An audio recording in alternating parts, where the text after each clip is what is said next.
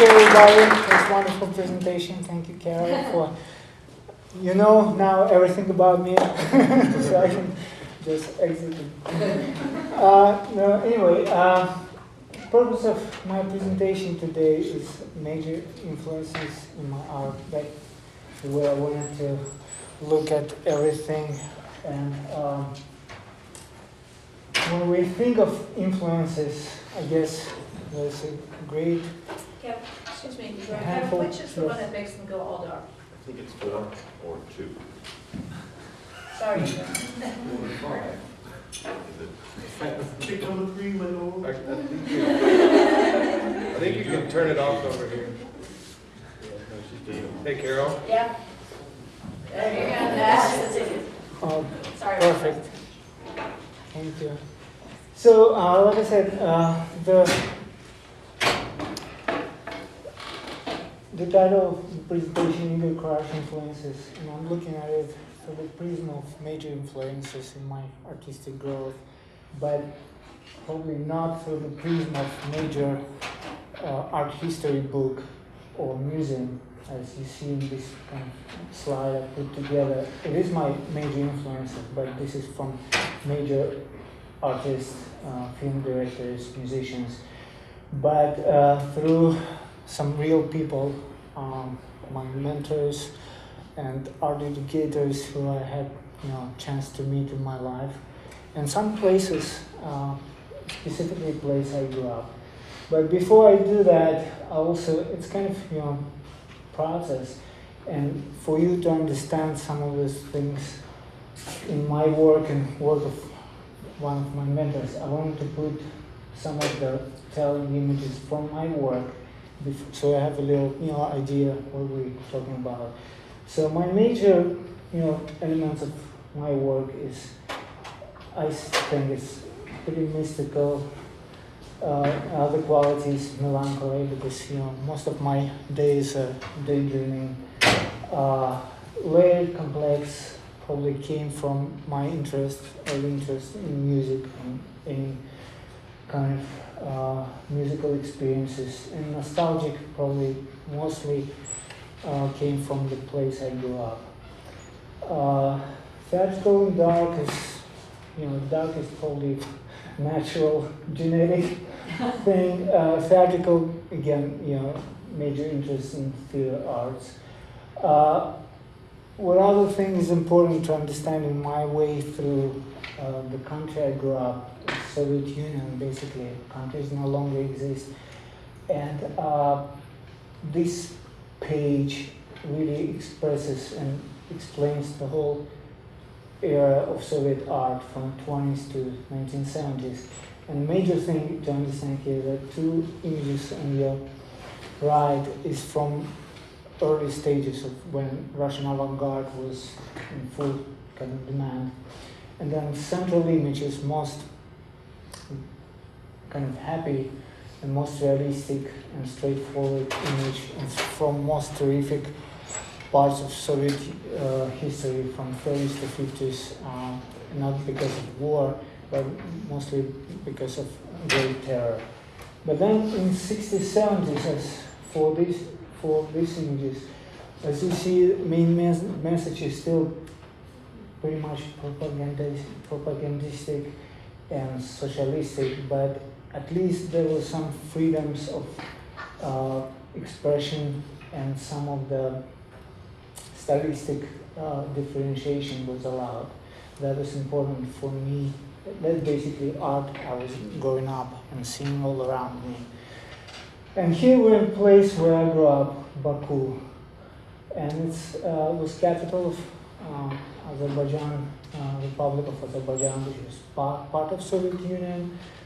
And but history of it is quite interesting and dramatic because it was old Turkish fort, and you see it was part of a series of old city called İçerişehir, which in Russian sounds like krepest, which means fort, fortress in Turkish. And this is some historical images I put together just to give you an idea that my early memories about this place, it's all faded glory. And this is some newer, I mean, probably images from later years, some of them 80s, 90s, and large image. It's a place very important for my artistic growth. That's where my grandparents were living, on the second floor at middle balcony. It's a place where I did my first drawings and paintings. And this is in contrast. This place was also, it's a part of Baku development, developed by in Soviet times, and in high contrast to this great architecture, very nostalgic and very, stylish and aesthetically pleasing. Not everything, but this socialist ghetto was really grabbed. The right image is my school. I was going from 1st to 10th grade, and then second is typical apartment building, one I grew up with in, and then grocery store and things like that. And this is one of my early paintings I did. Basically, from that balcony I just show you. And that image I found on the internet, it shows that parapet on the top of, above the balcony, and that's the shadow for it on the city walls.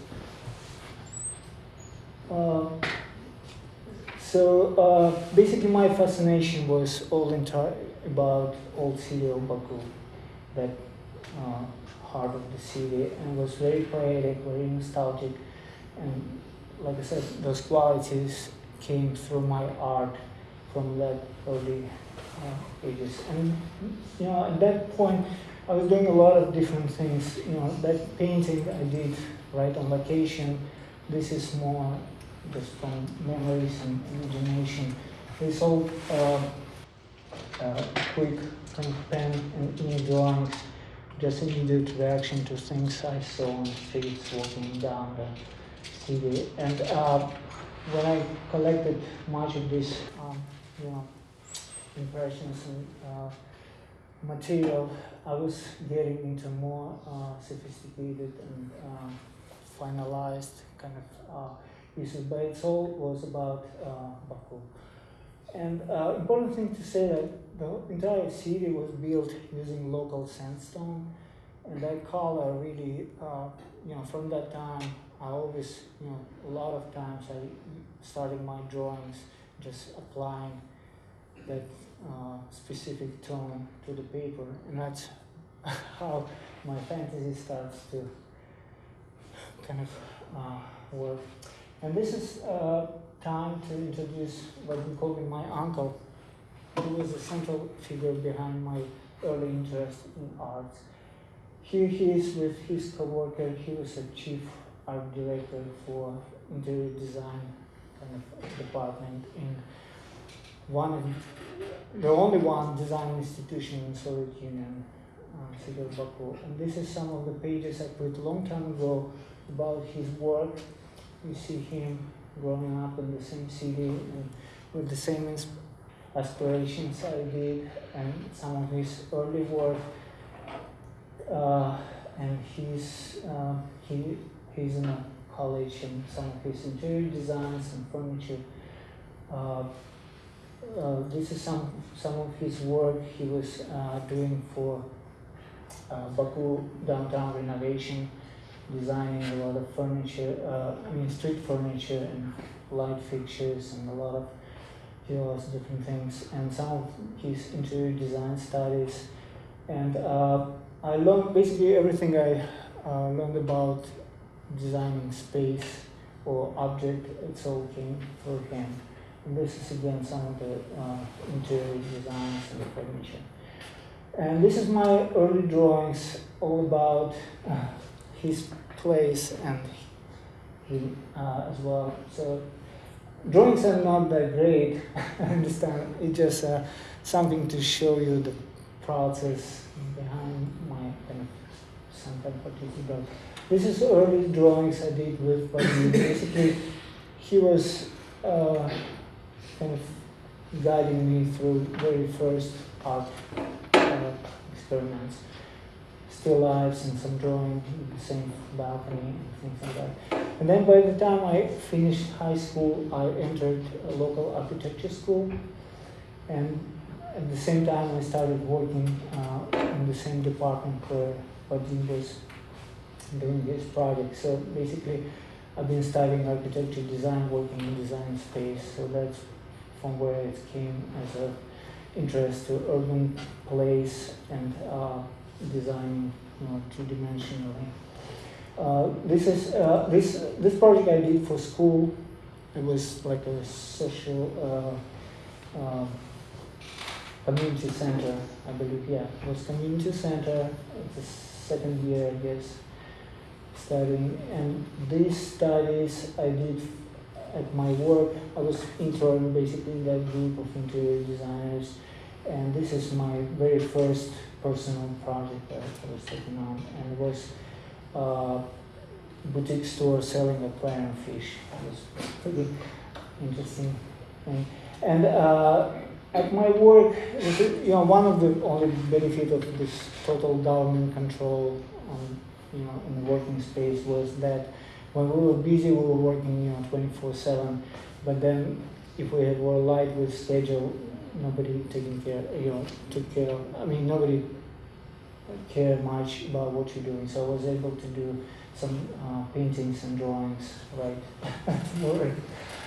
So I also developed this interest to environment, not so much to still life precise or something, but into interest into space and spatial component, and introducing landscape and interior space in one piece. And then came the era of rock and roll, of course, and it was influenced. I mean, the only big thing influenced me from those big names, I would say, I included Beatles only because they influenced me in a way as people I met were influencing me. And because we were considering them almost like our friends, it was very personal. And this is little group we put together. I'm in the center, and my friends, little Beatles. And I was drawing a lot of fantasies and some immediate response to their music. And a lot of images were just filling the gap we had in Soviet Union, because we didn't see much imaging of Beatles at all. They were just bad tapes with music and not much. And like I said, drawings are not great, but I'm just not shying away from my experimentation and things I was doing. So this is a little later from college years, but you see a little bit of Beatles symbolism. And then it came a time when I was pretty disappointed with my school, because there was great design classes, but a lot of construction physics and things I wasn't really great at. And at that time, I met another great artist in Baku who lived actually 5 minutes from my uncle, Timur. And Timur was different type of artist.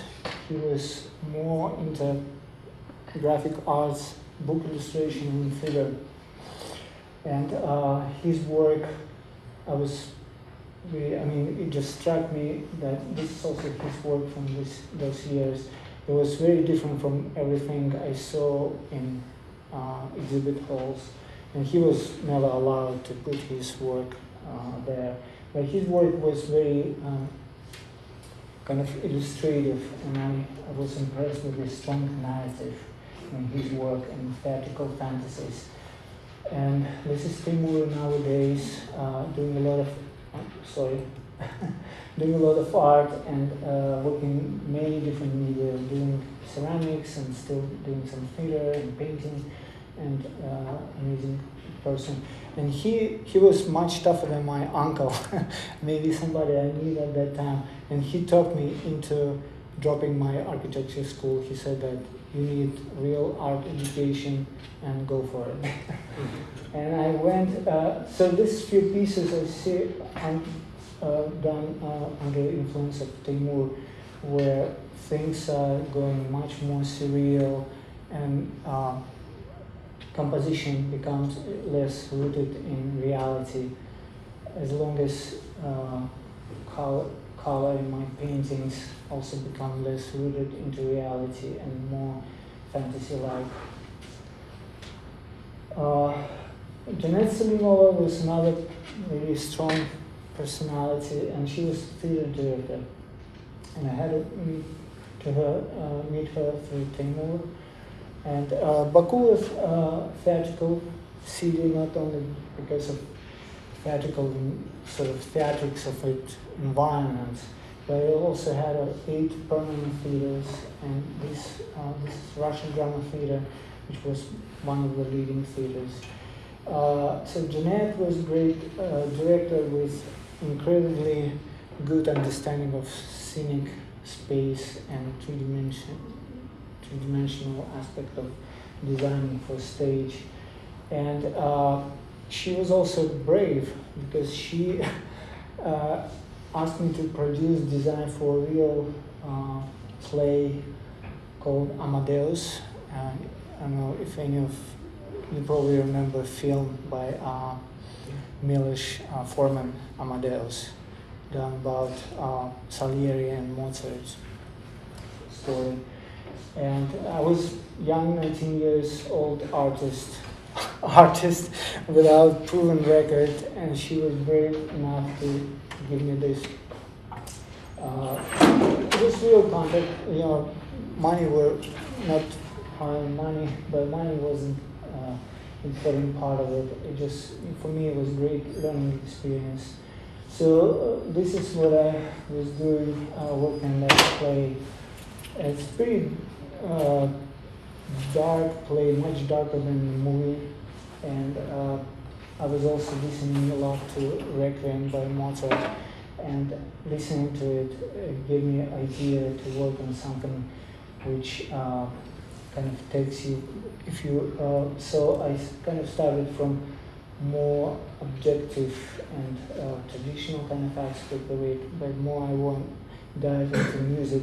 I went into more abstract kind of set, where things were, I basically designed these huge wings which were coming up and down and opening different scenery behind.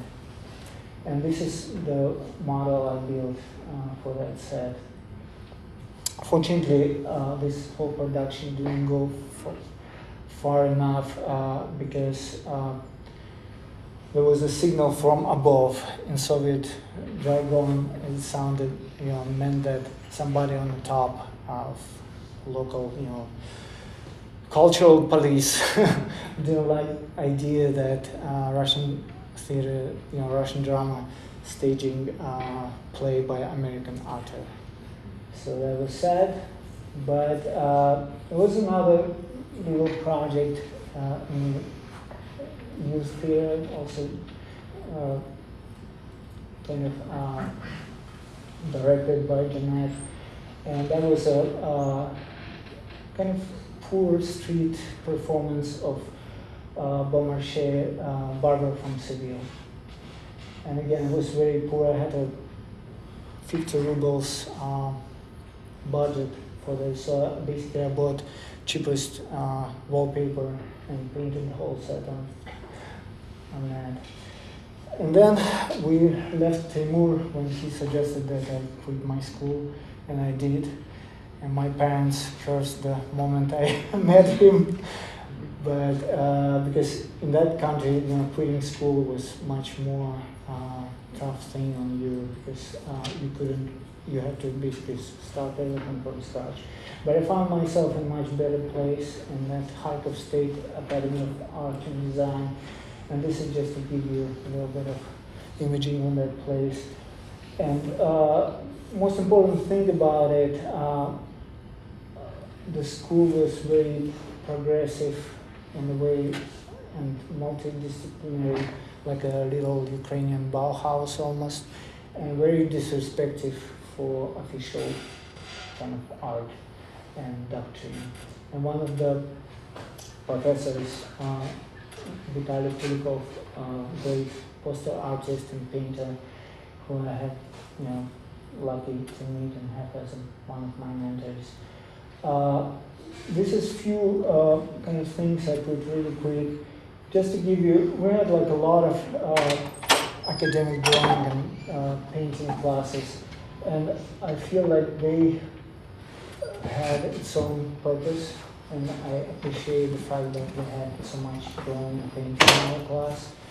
But my favorite was definitely composition class. And again, nothing terrific about this, but I just wanted to show you a few things we were doing. This was study on silhouettes as a graphic component.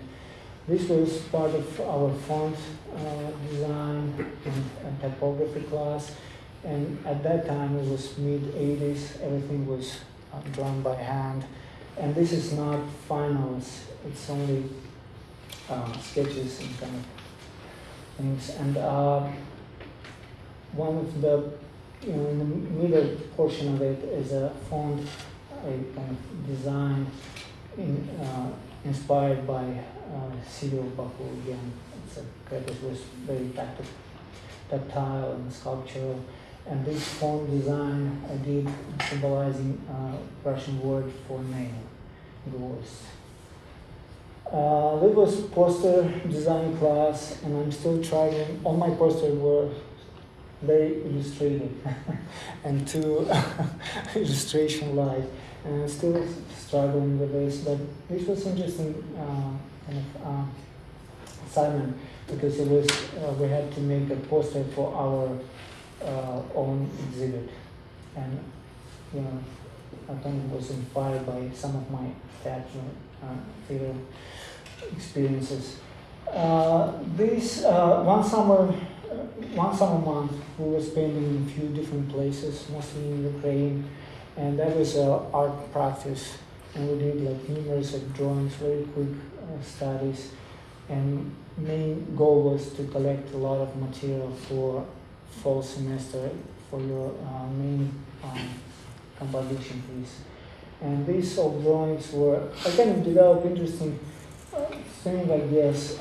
You probably noticed I used a lot of ink and brush in my visualizations and some fantasy work. But here I kind of developed the skill to draw in my style, but from on location. And this all done that way. This is another summer practice was happening in great city of Lvov in western Ukraine. It's almost like a Ukrainian Prague, 15th century buildings, great architecture, all this kind of things. And this is more of that kind of drawings done in Lvov. And this is, just to show you, based on my Lvov studies, I did this full composition. I called it Foucault Pendulum, and it was about our experiences there in a little more philosophical kind of certain way. And then another person came into my education process the last couple of years when I was assigned to book illustration class. I was very lucky to have Alexander Blecher to mentor me for my thesis project. And Alexander was trained as a typical graphic design person. He was designing logotypes and brands, all these serious things. But one of his posters you see from those early years, he was also trained. Our school was, like I mentioned before, multidisciplinary, and he had enough illustration talent and knowledge about all aspects of book and illustration that he was able to work with me in a very successful way. This is some work he's producing now, working in New York in one of the brand advertising agencies. And this is him now. He lives in New York now, and that's another story. I'll touch on this a little later. And this is some of his personal projects he's doing for some Russian publishers in New York. And this is some of preparation work for my thesis project. And I picked an interesting book by Azeri author, Chingiz Guseynov, who was almost like Salman Rushdie to Azeri, Communist Party elite. So he couldn't really publish a lot of his books, and he left to Moscow. But at that period, if you know from the history class, what we were experiencing, a lot of reforms in the Soviet Union. So because of that, a lot of these books came to surface. And I picked one, and Chingiz was writing in a way that, in a very metaphorical, poetic way, and the whole thing was like a Persian rug, really developing, and sentences were half-page sentences. That way, I think he was able to plug in the message he wanted to achieve, because book in a way was very anti-corruption and anti-system. So I was working on developing language which is very poetical, sophisticated, and oriental in a way, but with some response to the major themes of the book. And Alexander, who worked with me, he was very good, and he was actually pushing me into very strong relation between all the parts of the whole organism of the book.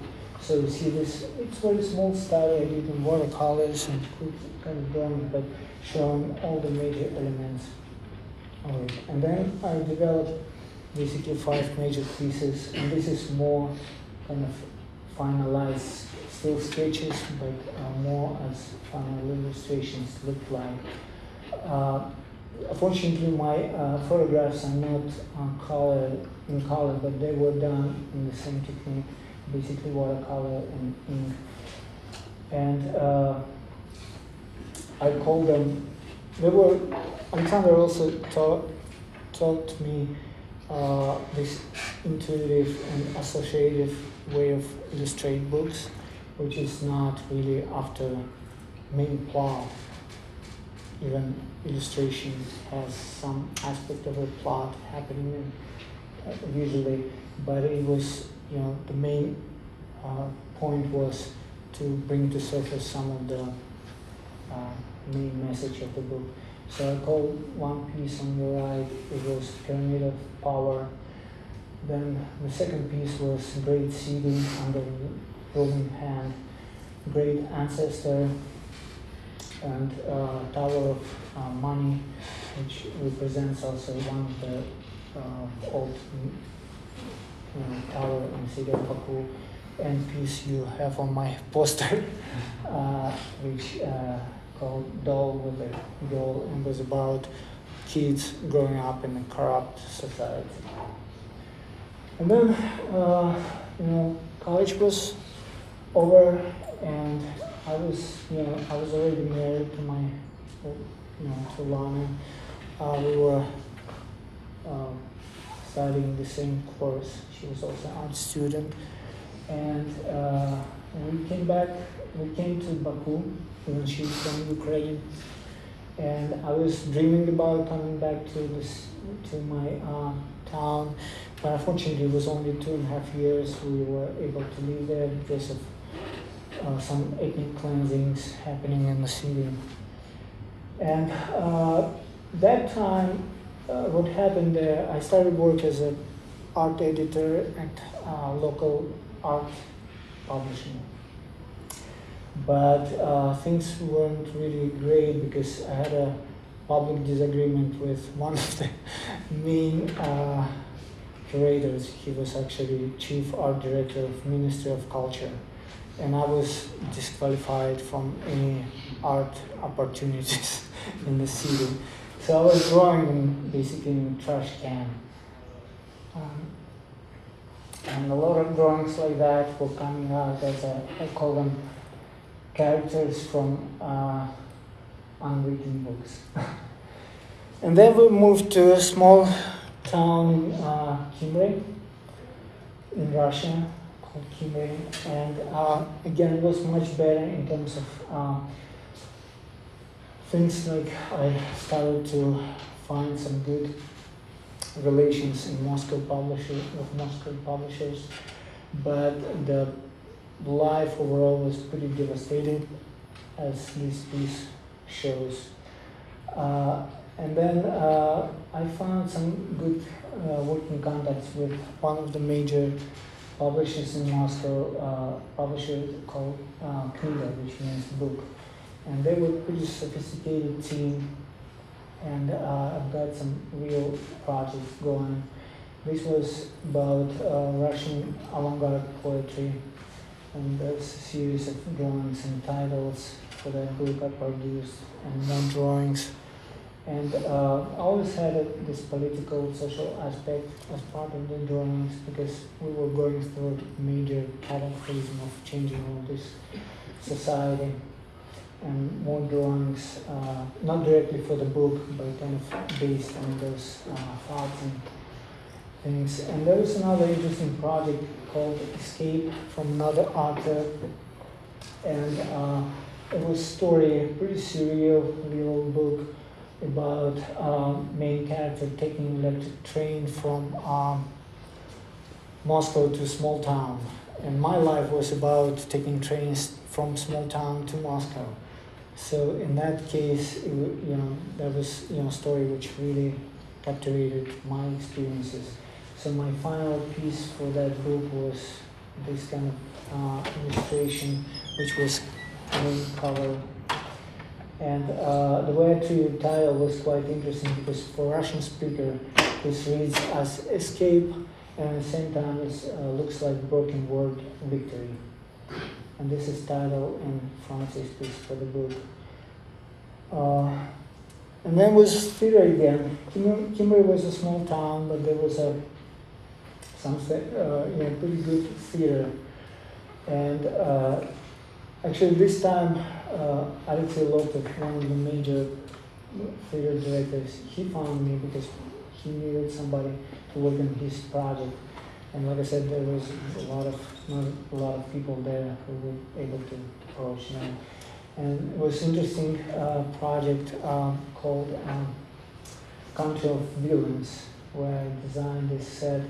And the play was based on Sergei Yesenin poetic play about 1920s kind of devastation in the country and Bolsheviks kind of terror. And this is some poster kind of studies for that work. There's a few other projects I did with the same director, and sometimes I would go a little further with some kind of painted compositions based on my experiences with designing certain plays and things. And then Kniga publishers, they kind of slowly went out of business in terms of doing some sophisticated illustrated books because of economy. And I paid my visit to one of the children's publishers in Moscow, and I had a chance to meet Olga Kondakova, who was really legendary person in art directors world. Just a little extras to children's books in Russia. In the beginning, in the 1920s, it was quite revolutionary, fresh, and abstract way of presenting children's books, children's material. But then, with time of great terror and total governmental control, books became very didactic, realistic, with no imagination, and so on. So people like Olga, somewhere in the 70s, they started to bring real talent to children's books. And what I was seeing at that time, we already in the beginning of 90s in Moscow, this high quality pieces and majorly inspired by what people were doing at the time in Eastern Europe, in Czech Republic, Poland. So I met Olga. I just came there in one of the winter days with my portfolio, and I was trying to get somebody to look at my stuff. And she came along with the director of publishing. They looked through all my dark fantasies, and she said, "Oh, I know what book Igor can work for us. Flying Dutchman, most scariest and darkest thing ever." But before I do the whole entire thing, I had to produce a trial piece for them. And I didn't have even time to study anything. I just painted similar composition. That original, actually, I never saw again because I went to some kind of traveling exhibit and never came back as a real Flying Dutchman. But this is a little bit work thanks to Alexander Blecher again, my mentor he taught me really seriously about working on entry to the book. And I was really studying the whole entire thing. And I have book here when we have 15 minutes and then you look at that. So there's some studies I did. And this is a printed book. And this is some slides from my originals, which actually look a little better than printed book because of technology of the time in Russia wasn't that great. This is that entry into the book, and book is interesting because it's sort of like a set of stories, and in the beginning when you read through it, you're not getting that sense of connectivity, but only in the end they all magically come together. And this is why my illustration also is kind of segmented. There's no continuous characters, or there's some theme of ocean and winds and all this kind of thing, but it's a little segment. And this is the last piece in the book about a girl who became a rock, actually, on the seashore. And then I became Flying Igor because that Flying Dutchman was my last project in Russia. Things weren't that great economically, and they had a lot of troubles as refugees in Russia. And so I was flying between government offices to collect papers to leave country. And this document is interesting because it's allowed me to take my own work and take it with me to United States because it's worthless. And that was nice to hear.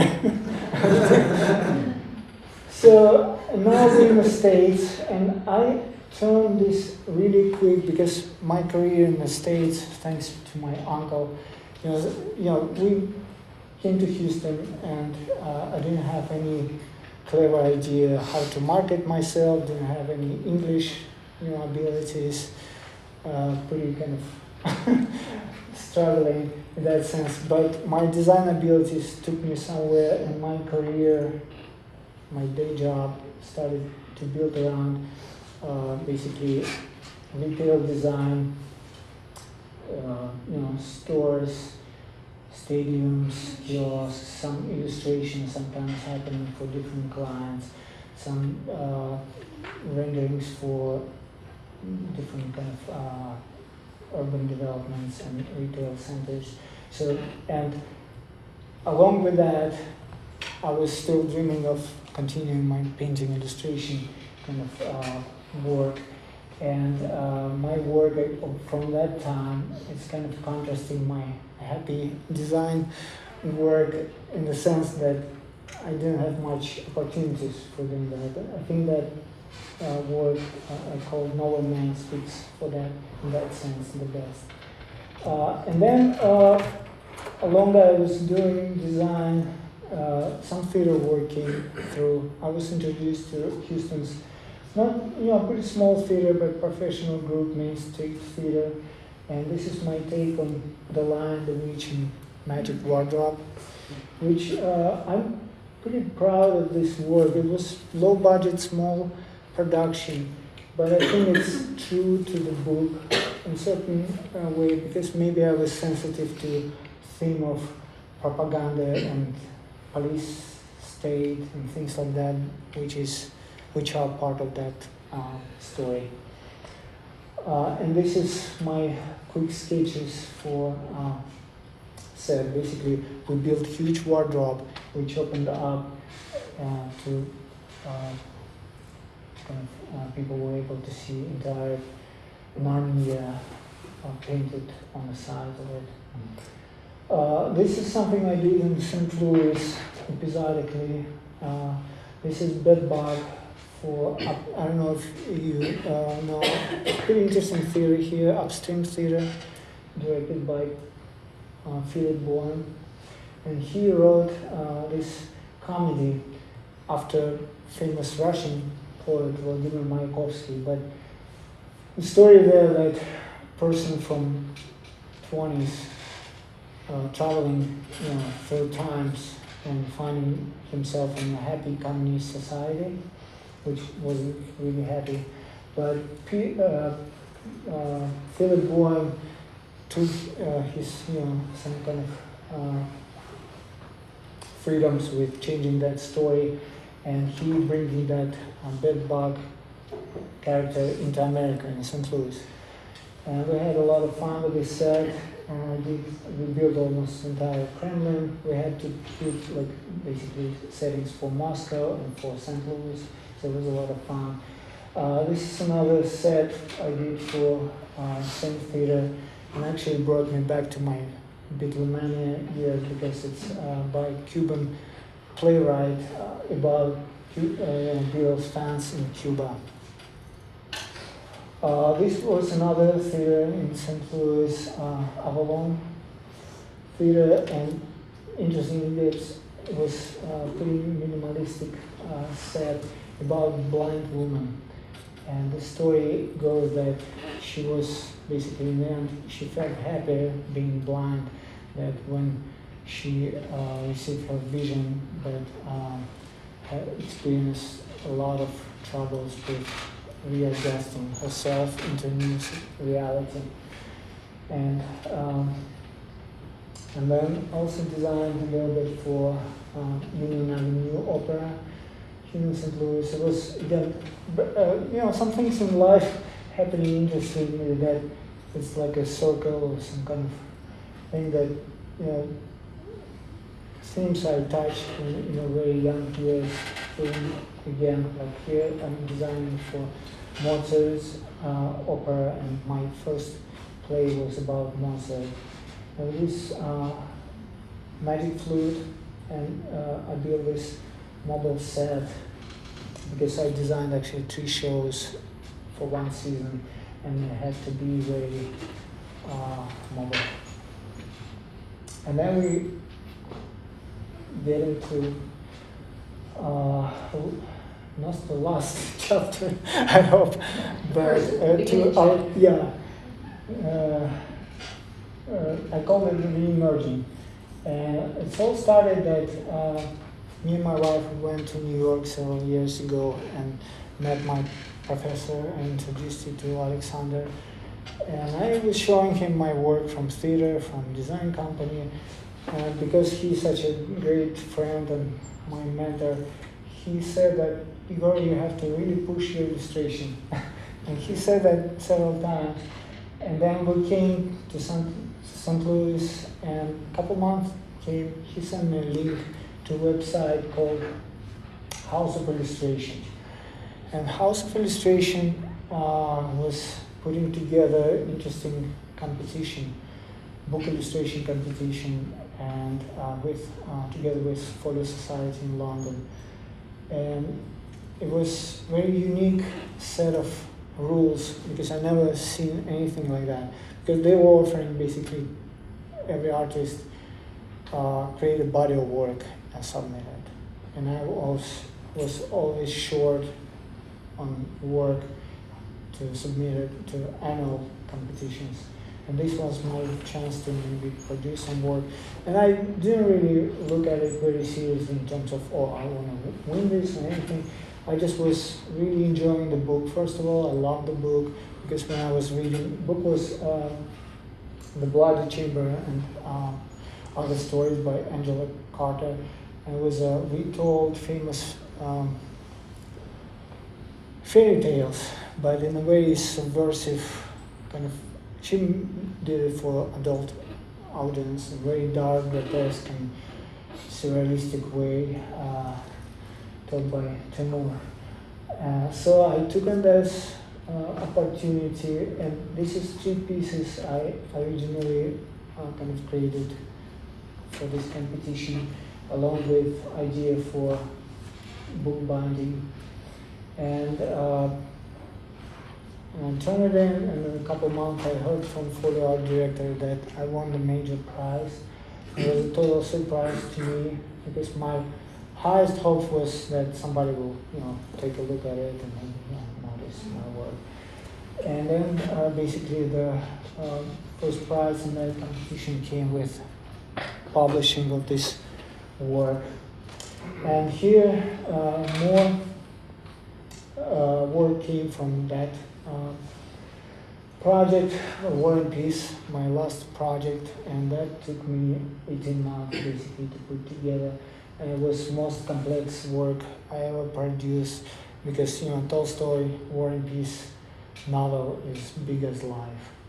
And really, I'm not kidding, because all my concepts I put together as a formal kind of thinking, they were just falling apart, really. And more I read into the book, I realized that I have to come up with sort of like a fresh approach, but go with my instinct and really work from episode to episode.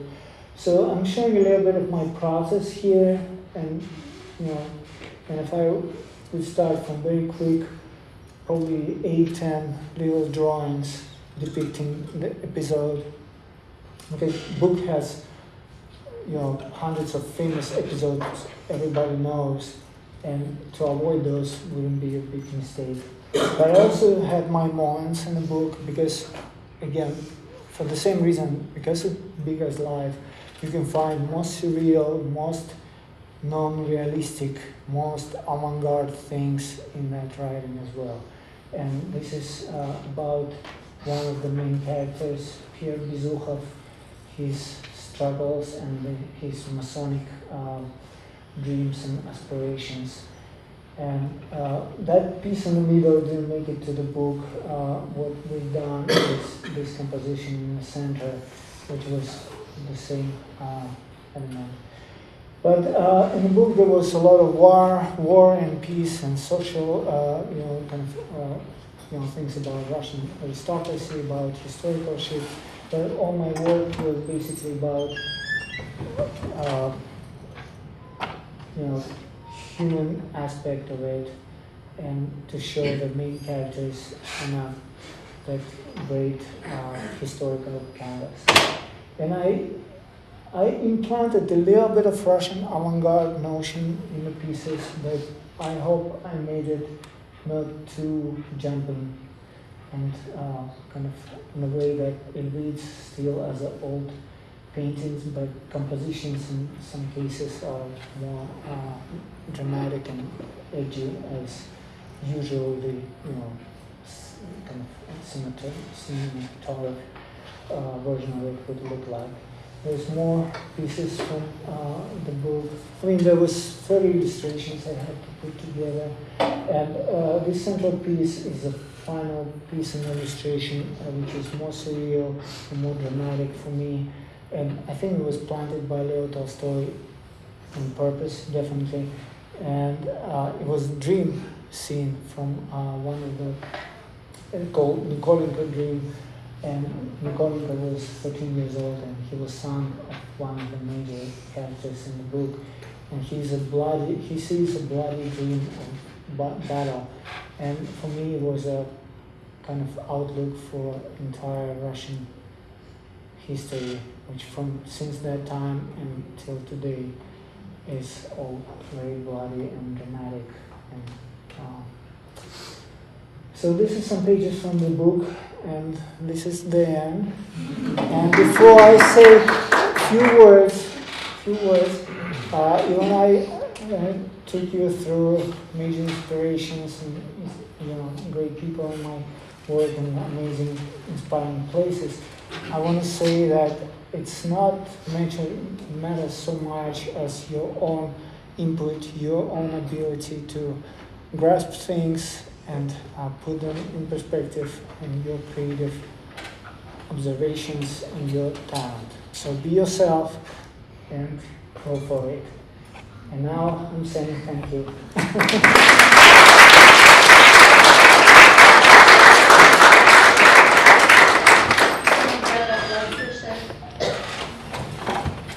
And now, if you have any questions,